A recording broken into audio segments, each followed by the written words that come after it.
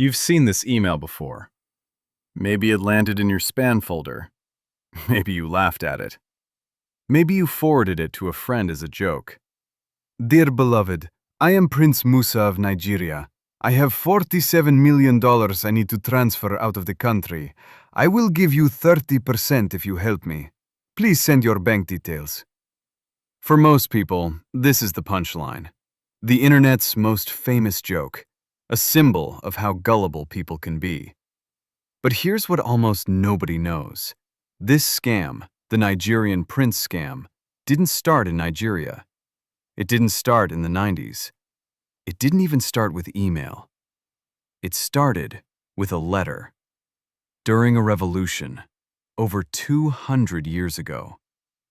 And the psychology behind it is so perfectly designed, it still makes millions of dollars every single year. This is the true origin of the world's most famous internet scam. Let's start with what most people think they know. The Nigerian prince scam, also called the 419 scam, named after Section 419 of the Nigerian Criminal Code, is a type of advance fee fraud. The formula is simple, almost elegant in how manipulative it is. A stranger contacts you, usually by email, sometimes text. They claim to be wealthy, a prince, a government official, a dying widow.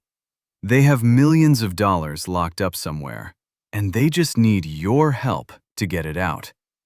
But there's a catch.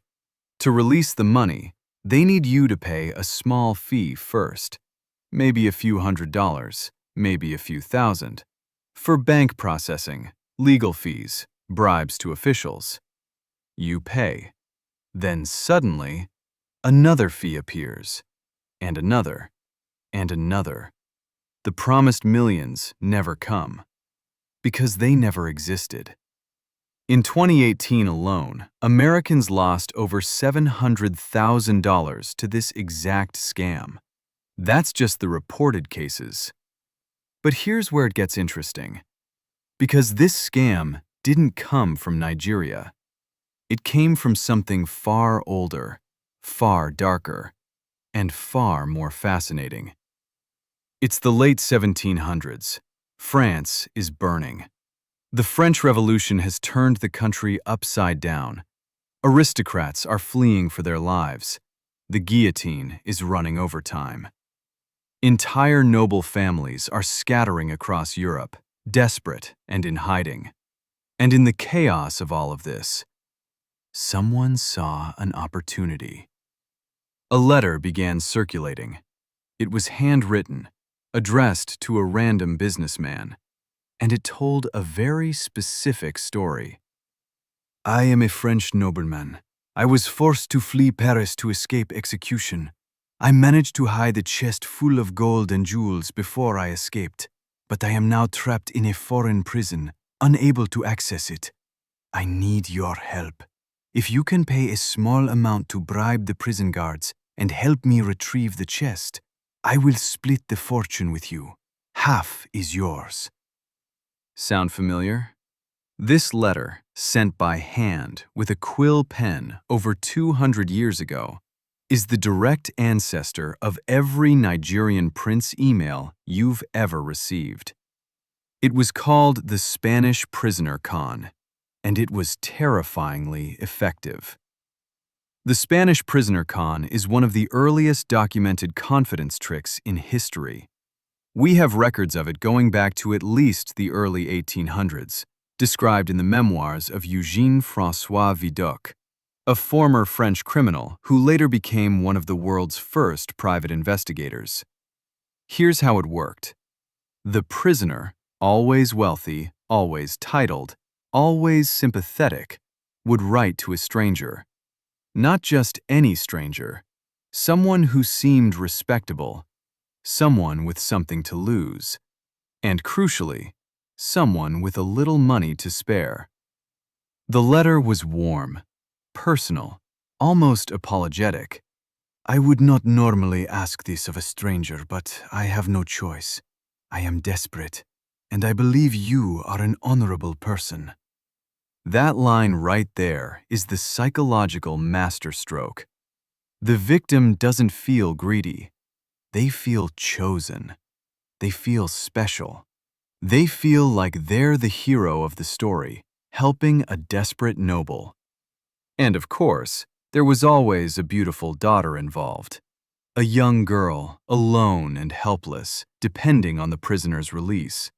Because nothing triggers generosity faster than an innocent child in danger. The victim would send money. The prisoner would reply with gratitude. And a new problem. More money was needed. Another bribe. Another delay. The carrot kept moving, but the promise of the treasure kept the victim hooked.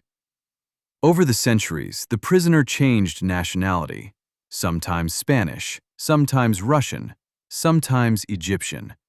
But the structure? Identical every single time. Fast forward to the 1980s. Nigeria. The country is in economic crisis. Oil prices have crashed. Unemployment is high. And a generation of young, educated Nigerians, some of them genuinely brilliant, are looking for ways out. And some of them discovered an old trick. They began mailing physical letters, printed on paper, stuffed into envelopes, to business people in the United States and Europe. The story was adapted. Instead of a French aristocrat, it was now a Nigerian government official. Instead of a chest of gold, it was millions in oil money stuck in a government account. But the psychology? Carbon copy of the Spanish prisoner. In 1990, the internet arrived, and everything changed. Suddenly, instead of printing 50 letters and paying postage to 50 people, you could send the same email to 50 million people for almost zero cost. Even if 99.9% of people laughed and deleted it, the remaining 0.1% were enough to make millions. The deliberately broken grammar and spelling? That wasn't an accident. Researchers later found out it was intentional, designed to filter out skeptics. If you kept reading past the terrible English, you were already more susceptible. You were pre-qualified as a potential victim. The Nigerian prince scam wasn't born from the internet. The internet just gave it wings. Here's the part that surprises people the most. The victims of advance fee scams are not, on average, stupid people. They're not uneducated. They're not naive. In one documented case, a woman in her late 60s, educated, financially comfortable, wired over $250,000 to a man she believed was a wealthy Nigerian businessman who wanted to marry her. She did this over 18 months. She nearly took out a second mortgage on her home. Her family only found out when the bank flagged it. This wasn't about stupidity. It was about emotional manipulation, layered and precise. These scams are engineered to exploit three very human instincts: greed, the promise of something bigger in return for something small; urgency, the window is closing, you have to act now; flattery, of all the people in the world, they chose you. These are the same instincts that have driven human behavior for thousands of years. The scam didn't exploit a weakness in technology. It exploited a weakness in human psychology. And no software update can patch that. So what does this scam look like in 2024? You might think it's died out, that everyone knows about it now, that spam filters have killed it. But the formula is very much alive. It's just wearing new clothes. Romance scams on Tinder, Bumble, and Instagram, where someone falls in love with a stranger online, builds a relationship over months, then suddenly needs money for a plane ticket, a medical emergency, or a business opportunity. The FBI reported $1.3 billion lost to romance scams in a single year. Cryptocurrency investment scams. A stranger on social media shows you their incredible returns, invites you into an exclusive group, walks you through setting up a crypto wallet. You invest. The platform looks real. Then one day, it's gone. Business email compromise, where scammers impersonate a CEO and instruct the finance team to wire funds to a new account. These have cost companies billions. Different stories, different platforms, same 200-year-old bones. The Spanish prisoner never died. It just learned to use a smartphone. So the next time a Nigerian prince slides into your inbox, remember, you're not looking at an internet scam. You're looking at a 200-year-old con that has survived revolutions, world wars, and the entire history of the internet. The only reason it keeps working is because it understands something fundamental about human nature: the desire to help, the dream of easy wealth, and the comfort of feeling chosen. And that is never going to be patched out. If you found this interesting, subscribe. We go deep on stories like this every week. Drop a comment. What's the most creative scam you've ever heard of? Let's talk. See you in the next one.